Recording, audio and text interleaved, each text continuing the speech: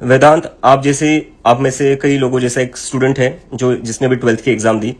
वेदांत का भी एक ट्वीट बहुत ज्यादा वायरल हो रहा है, जिसमें उसने ये बताया है कि उसको एग्जाम में कम मार्क्स मिले थे, इसलिए उसने अपने रीवैल्यूएशन के लिए, रीचेकिंग के लिए फोटो कॉपीज मंगाई अपने फिजिक्स के पेपर की। लेकिन do you guys know what happened?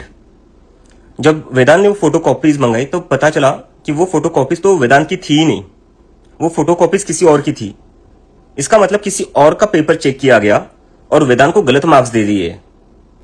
तो ये क्या वेदांत के साथ गलत नहीं हुआ है? गवर्नमेंट क्या कर रही है, मैं आपको थोड़ा समझा देता हूँ। Government on screen marking system लेकर आई है, जिसमें वो जो आप लोग फिजिकल एग्जाम्स दे रहे हो, फिजिकल कॉपीज पर एग्जाम दे रहे हो, एग्जाम शीट्स पर, उसको ये लोग डिजिटलाइज कर रहे हैं और उसको स्कैन करके मार्क्स दे रहे हैं। लेकिन इसमें प्रॉब्लम ये हो रही है कि जो ये फोटो कॉपीज आप लोगों की एग्जाम शीट्स की स्कैन कर रहे हैं, वो बहुत ही गलत तरीके से स्कैन हो रही है, जिससे कि ये हो रहा है कि वो जो टेक्नोलॉजी है वो डिटेक्ट नहीं कर पा रही है आपके आंसर्स। टेक्नोलॉजी क्या, कई सारे टीचर्स लिख रहे हैं कि जो मार्कशीट्स दिख रही है हमें, उसमें सब कुछ ब्लर है, we cannot look at the answers written by the students. तो उसकी वजह से वेदांत को नहीं, कई लाखों स्टूडेंट्स को गलत मार्क्स आए। तो जो टेक्नोलॉजी की वजह से बच्चों का नुकसान हो रहा है, जिसकी वजह से लाखों बच्चों को गलत मार्क्स आ रहे हैं, हम ऐसी टेक्नोलॉजी क्यों यूज कर रहे हैं? हम क्यों अपने स्टूडेंट्स के भविष्य के साथ, फ्यूचर के साथ खिलवाड़ कर रहे हैं?